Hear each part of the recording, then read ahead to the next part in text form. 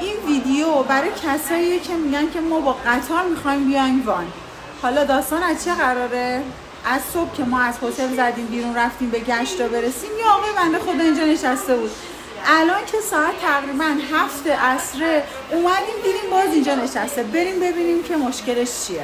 چه یه توضیح بدی چه جوری؟ من با اشتباهی که کردم با قطار اومدم. خب اومدنم ساعت تهران حرکتم ساعت 1:30 ظهر بود. خیلی خوب بود و شور و شوق داشتم. خب گفتم 1:30 میخوابم و میرسیم. درسته. بعد هتل رو باید ساعت 12 تحویل بدی. از ساعت 12 تحویل دادم. الان که ساعت 6 و 7 عصره.